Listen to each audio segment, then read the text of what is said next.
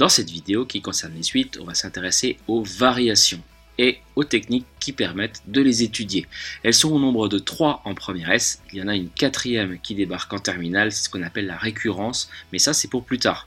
Donc déjà, premier point, ce qui nous intéresse dans les suites, c'est le fait qu'elles soient monotones. Une suite qui n'est pas monotone n'est pas intéressante. Donc on ne verra ici que des suites qui ne font que monter ou que descendre. En tout cas, à partir d'un certain rang, quitte à éliminer quelques rangs.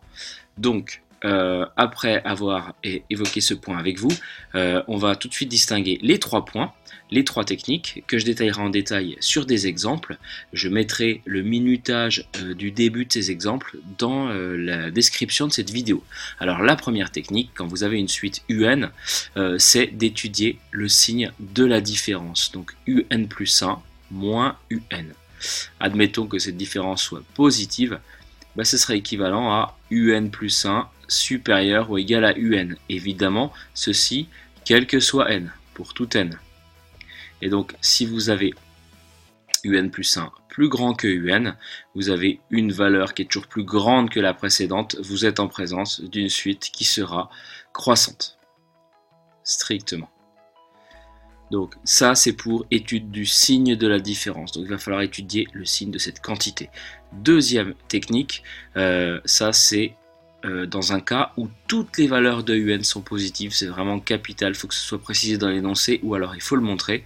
Et bien dans ce cas-là, on étudiera le quotient UN plus 1 sur UN et on le comparera à 1. Si vous arrivez à montrer par exemple que c'est plus grand ou plus petit que 1, donc admettons plus grand, ça voudra dire que UN plus 1 est supérieur ou égal à, le UN je le passe de l'autre côté, je ne change pas l'ordre vu que UN est strictement positif, à UN.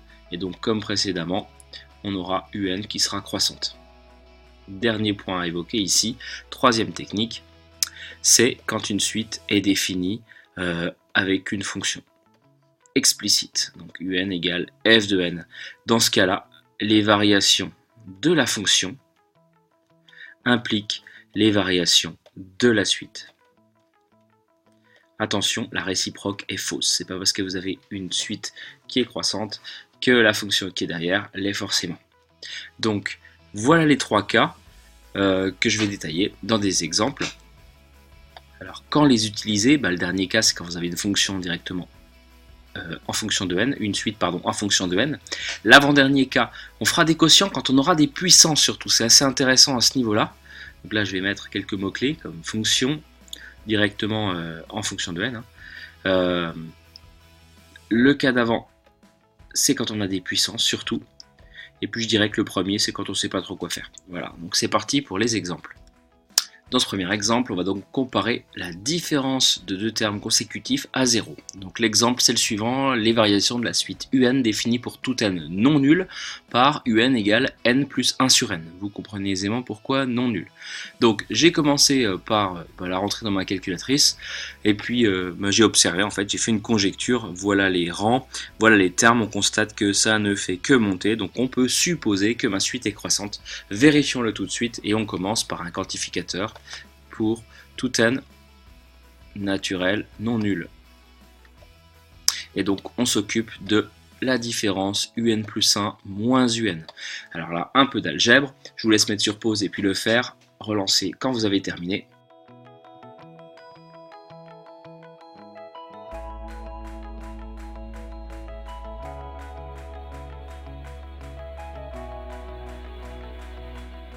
Voilà donc la quantité qu'on obtient, 1 moins 1 sur n facteur de n plus 1. Et donc on va devoir étudier le signe de ce truc là. Alors j'aurais pu pousser et mettre tout au même dénominateur, c'est vrai, mais quand vous arrivez à une quantité plus ou moins simple, je vous conseille de l'extirper et de faire un petit OR, et de comparer à 0 justement.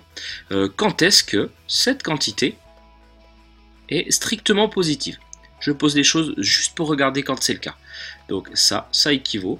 Et puis là, donc je résous mon petit truc tranquillement. Je passe le quotient de l'autre côté, par exemple. Vu que le dénominateur est strictement positif, je peux le repasser à gauche sans changer l'ordre. Ça, c'est parce que cette quantité est positive. Je ne change pas l'ordre. Et puis donc, quand j'ai ça, je me pose la question, est-ce que c'est vrai? Ben en fait, si vous remplacez n par des valeurs, je vous rappelle que n c'est un entier, 0 ce n'est pas possible, donc commençons par le premier, c'est 1, 1 multiplié par 1 plus 1, 2, donc 1 multiplié par 2, ben ça fait 2, c'est plus grand que 1, 2 multiplié par 3, etc. On voit très facilement que ça, ben c'est toujours vrai, hein. C'est toujours vrai, ça ne serait pas vrai pour 0, 0 fois 1, ça fait 0, donc toujours vrai pour n appartenant à une étoile. Donc vu que ceci c'est toujours vrai, ceci c'est toujours vrai. Conclusion, j'ai bien un plus 1 moins un qui est strictement positif. Ça équivaut à un plus 1 plus grand que un, et donc ma suite un va être croissante. Voilà pour cet exemple. Deuxième exemple, cette fois-ci on va comparer un plus 1 sur un à 1. Alors attention, on détermine les variations d'une suite un définie pour tout n naturel non nul par un égale 3 puissance n sur 5n, mais attention, je le disais, il faut que tous les termes de cette suite soient strictement positifs. Ici on l'admet, on pourrait le montrer relativement facilement. Ici vous avez une puissance de 3, hein, 3 fois 3 fois 3, etc. Et puis en bas, 5 multiplié par un nombre qui est strictement positif. Donc tout ça c'est bien strictement positif, on va pouvoir attaquer cette étude. Donc je vous le disais aussi en préambule, il y a une puissance, ce qui implique, en tout cas ce qui induit l'utilisation de cette technique. J'ai tapé ma fonction sur la calculatrice, petite conjecture, je vois qu'au rang 1 ça fait 0,6, 0,9, 1,8, etc. Ça a l'air de monter en permanence, donc suite croissante, c'est une conjecture. Bon, eh bien on commence par un peu d'algèbre encore une fois. Pour tout n naturel non nul, quantificateur, pour bien préciser que c'est valable pour n'importe quel quotient de termes consécutifs, eh bien on va travailler sur un plus 1 sur un. Comme pour le précédent exemple, on va obtenir une quantité, on va l'extirper et la comparer à 1, voir quand est-ce que c'est possible, quitte à enlever quelques termes, et puis conclure. Donc je vous laisse faire ce petit point d'algèbre, et puis mettez sur pause et relancez dans quelques instants. Allez, c'est parti, donc un quotient, en haut, attention aux écritures, hein, on a 3 puissance n plus 1 sur 5 facteur de n plus 1 divisé par 3 puissance n sur 5n. Donc on va commencer par diviser par une fraction, c'est multiplier par son inverse, ce qui donne donc 3 puissance n plus 1 sur 5n plus 5, je développe, multiplié par 5n sur 3 puissance n. Et là, un grand classique dans les suites avec des puissances, on va pouvoir gérer en fait ces puissances-là. Là, vous avez 3 puissance n plus 1, c'est-à-dire 3 puissance n fois 3. Donc on va pouvoir les rayer avec 3 puissance n, je détaille ça ici. Ça fait 3 puissance n fois 3 fois 5 puissance n, 5n sur 5n plus 5 fois 3n. Et là, du coup, 3 puissance n, les 3 puissance n s'en vont. On se retrouve avec un quotient égal à 3 fois 5n sur 5n plus 5. On va pouvoir factoriser par 5. En haut, ça donne ceci. En bas, je retrouve ma quantité de départ que j'avais ici. Et donc, je vais pouvoir enlever les 5 pour alléger mon écriture. Voilà l'écriture que j'obtiens. Elle est quand même relativement simple et compacte. C'est elle dont je vais étudier la position par rapport à 1. Donc, comme tout à l'heure, on va l'extirper. Et on va regarder par équivalence, c'est très important puisqu'une équivalence c'est réversible et lisible dans les deux sens, on va regarder quand est-ce que c'est plus grand que 1. Donc n plus 1 est positif, je peux le passer de l'autre côté, je me retrouve avec ça. Je continue, je passe le n de l'autre côté, ça fait donc 3n moins 2, hop, mon pinceau, 3n moins n plus grand que 1, c'est-à-dire 2n plus grand que 1, ou encore n strictement plus grand que 1,5. Donc équivalence à lire dans les deux sens. 3n sur n plus 1 plus grand que 1, c'est équivalent à n strictement plus grand que 1,5. Est-ce que n est strictement plus grand que 1,5? Évidemment, puisqu'en fait, le premier n qui fonctionne, c'est 1. Donc on a bien cette condition de vérifier, donc celle-là. Comme n appartient à n étoiles, ça suppose que la première valeur c'est 1, on a pour tout n, 3n sur n plus 1 qui est bien plus grand que 1. Donc le quotient un plus 1 sur un pour tout n est bien strictement plus grand que 1. Et ça c'est équivalent à un plus 1 strictement plus grand que un. Vous passez le n de l'autre côté, mais attention, on ne change pas l'ordre. Pour quelle raison? Parce qu'on a bien une suite dont tous les termes sont strictement positifs. Conclusion finale, votre suite un, elle est strictement croissante. Strictement croissante à partir du rang 1. De toute façon, c'est normal, elle n'est pas définie en 0. Voilà pour cet exemple.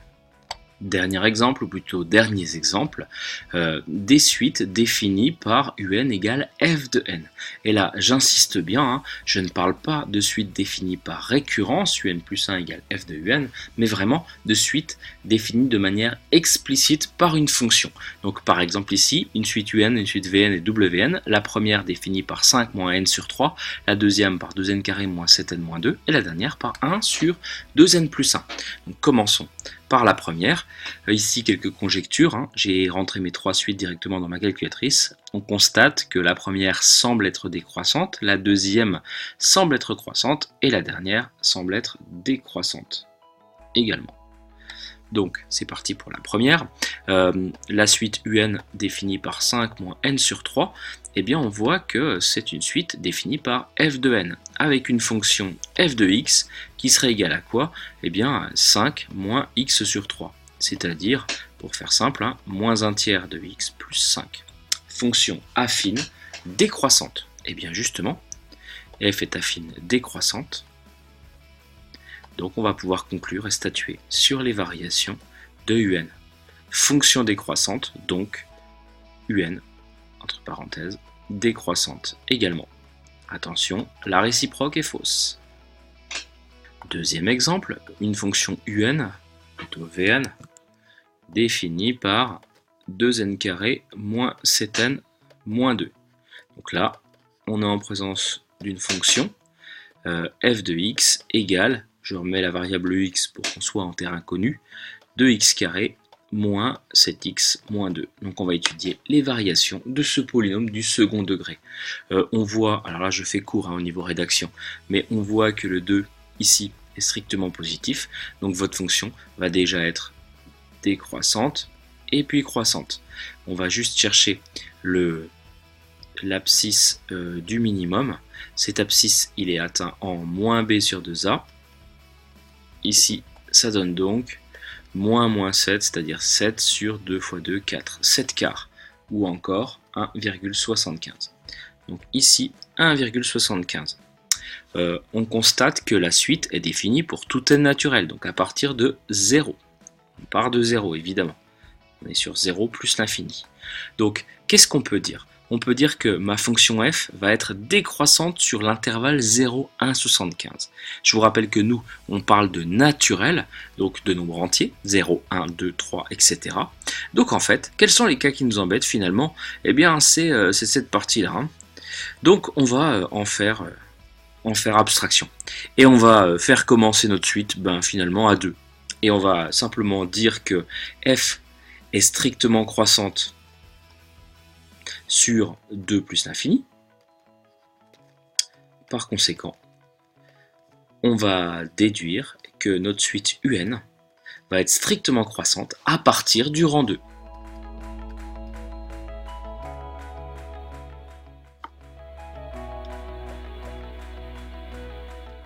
Je vous le disais en intro, on n'hésite pas, quand on a une suite, à éliminer les quelques termes qui pourraient nous poser problème. Il n'y a que la monotonie d'une suite qui nous intéresse. Donc ici, croissante à partir du rang 2. Dernier exemple, vous avez une fonction wn qui est égale à 1 sur 2n plus 1. Donc une fonction f de n, ou f de x, qui vaut ici 1 sur 2x plus 1. Donc on va étudier les variations de 1 sur 2x plus 1 avec tout ce qu'on a vu dans le chapitre des fonctions et des variations. Alors déjà, première chose, le domaine de définition de f, ce n'est pas r contrairement aux autres fonctions, mais là on voit qu'il y a un problème, ça va être tous les nombres réels, sauf le nombre moins 1 demi, puisque le dénominateur va s'annuler. Ici ce n'est pas vraiment un problème, puisqu'en fait n appartient encore une fois au naturel, on est supérieur ou égal à 0, donc ce cas-là ne va pas nous poser de soucis. On va pouvoir dresser un petit tableau de variation, alors on commence par la fonction affine, qui à x associe 2x plus 1. Je vous rappelle qu'on est sur 0 plus l'infini. Qu'est-ce qu'on peut dire de cette fonction affine? Le coefficient directeur va être positif, donc on est en présence d'une fonction croissante. Et donc après, quand on compose avec la fonction inverse, on va pouvoir dire, vu qu'on est sur une portion où la fonction ne s'annule pas, on l'a vérifié ici, les variations sont contraires. Je vous rappelle que u et 1 sur u ont des variations contraires avec u à valeur non nulle sur l'intervalle considéré, ce qui est bien le cas ici. Donc conclusion, ma fonction f est strictement décroissante sur 0 plus l'infini. Donc la suite Wn va être également décroissante sur n. Voilà pour ces 3 exemples de fonctions qui sont derrière des suites. Je vous rappelle que la réciproque de ça est fausse, n'est pas parce que vous avez une suite qui décroît que la fonction qui est derrière décroît. À bientôt!